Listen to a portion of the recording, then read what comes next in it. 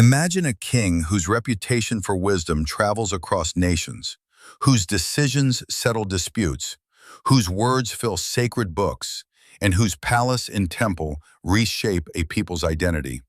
That king is Solomon, son of David and Bathsheba, who ruled Israel in the 10th century BCE. To understand Solomon is to stand at a crossroads of faith, power, literature, and architecture. A figure both celebrated and cautionary, whose life still speaks to leaders, thinkers, and everyday people. Solomon matters because he embodies a paradox, chosen by God for unparalleled wisdom, yet tested by wealth, desire, and foreign influence. The biblical portrait presents him as a builder. Commissions include the first temple in Jerusalem, a national and spiritual center that changes how Israel worships. He is also an author credited with Proverbs, Ecclesiastes, and Song of Songs, texts that shape moral thought, poetry, and theology. His fame draws foreigners like the Queen of Sheba, and his judgments become stories about justice and discernment. In short, Solomon is a hinge between Israel's tribal past and its centralized monarchy, between divine promise and human frailty. Why should a modern listener care? First, his wisdom traditions still guide ethical and practical decisions. Short sayings on prudence, justice, and the human condition that remain quoted today. Second, his building projects and courtly diplomacy illustrate how culture, religion, and politics intertwine. Lessons relevant to anyone studying statecraft or institutional power. Third, Solomon's fall, from divinely granted wisdom to spiritual compromise, offers a timeless warning about the dangers of hubris, excess, and losing sight of foundational values. Concrete examples bring this to life. The famed judgment where he proposes dividing a baby to reveal the true mother demonstrates his knack for psychological insight and moral reasoning. The temple he builds becomes a tangible symbol, an architectural achievement that centralizes worship and national identity. On the literary side, Proverbs offers practical maxims for daily living, while Ecclesiastes wrestles with meaning and mortality in a way that still comforts and unsettles readers. Yet alternative views complicate the picture. Some scholars question the historical accuracy of biblical accounts, suggesting later embellishment. Archaeology debates the scale of Solomon's constructions. Others read his writings as the product of multiple authors across centuries. These challenges don't erase his impact, they deepen the conversation. Solomon's story ties into broader themes: the costs of power, the role of wisdom in governance, and the interplay between faith and politics. As we begin this quick dive, keep him in view not just as a distant monarch, but as a mirror reflecting timeless human concerns. When David lay dying, the kingdom he united was already frayed with rival claims and political tension. Solomon's rise to the throne did not happen by accident. It was the result of careful planning, decisive action, and a mix of palace intrigue that defined his early reign. First, there was succession. David had other sons, most notably Adonijah, who declared himself king. Adonijah gathered supporters among influential military commanders and priests, believing his seniority gave him the right to rule. But Bathsheba and the prophet Nathan intervened. Their swift appeal to David highlighted a key point.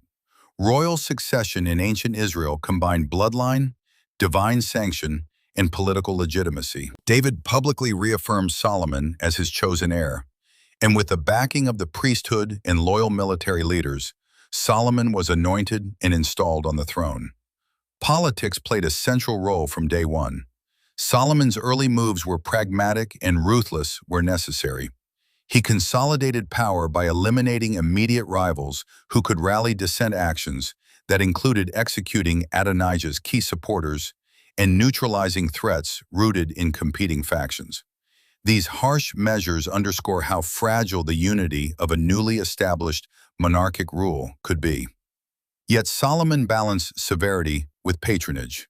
He rewarded faithful allies, secured the cooperation of tribal leaders, and maintained the loyalty of the army. By doing so, he transformed a precarious claim into a stable reign. In the first years, Solomon focused on internal consolidation and diplomatic expansion. He forged alliances through marriage, most famously with the daughter of Pharaoh, linking Israel to influential regional powers and facilitating trade and political stability. He also invested in administration, delegating authority to trusted officials, standardizing systems of taxation and labor, and organizing large-scale public works. These early policies laid the groundwork for his later monumental projects, notably the building of the temple. There are different interpretations of Solomon's methods. Some view his decisive actions as necessary statecraft, realpolitik, to secure peace and prosperity. Others critique the moral cost, pointing to executions and forced labor as seeds of future discontent. Regardless, his rise demonstrates how leadership is forged at the intersection of divine claim, political shrewdness, and sometimes brutal expediency. This phase connects directly to his later legacy. The wisdom and wealth of Solomon cannot be separated from the political structures and choices that enabled them. Imagine a young king, newly seated on a throne heavier than his years, asked by God not for wealth or victory, but for insight, the capacity to rule justly. This is the moment Solomon's story pivots, divine wisdom bestowed. In biblical narrative, God appears to Solomon in a dream and offers him anything he desires. Solomon asks for an understanding heart to judge your people and to discern between good and evil. The request itself defines the gift, wisdom framed as practical, moral judgment, and the ability to govern with discernment. God grants it, along with riches and honor as a consequence, marking Solomon as a unique figure whose authority rests on spiritual endowment as much as political power. The significance is twofold. First, it anchors Solomon's legitimacy not only in dynastic succession, but in a divine qualification. His rulings and words carry theological weight. Second, it models a biblical ideal, leadership that prioritizes justice and insight over material gain. This theological framing explains why generations have looked to Solomon as an archetype of wise governance and piety, at least in his earlier reign. Famous judgments illustrate how this wisdom played out. The celebrated case of two women claiming a living infant showcases Solomon's ability to probe beyond surface claims. By proposing to split the baby, he reveals the true mother's compassion, resolving the dispute through psychological insight and moral intuition. Another moment is his international reputation for sagacity. Envoys and rulers, such as the Queen of Sheba, travel great distances to test his discernment and are astonished by his knowledge of nature, politics, and human affairs. These episodes are more than anecdotes. They function as proof texts for wisdom's public effect resolving conflict, maintaining social order and attracting diplomatic respect. Solomon's association with Proverbs anchors his legacy in literature. Many proverbs are attributed to him or to collections assembled under his name, offering practical maxims on speech, work, family life, and justice. These sayings translate royal wisdom into everyday ethics, extending his influence into households and schools. Yet there are tensions and challenges to this praise. Some scholars question the direct authorship of all Proverbs, attributing later editorial layers and the unfolding of Solomon's life.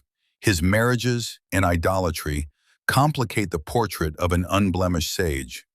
This juxtaposition connects back to the larger arc of Solomon's reign, wisdom as divine gift, its practical application in judgments and teachings, and the fragile human capacity to sustain what God bestows.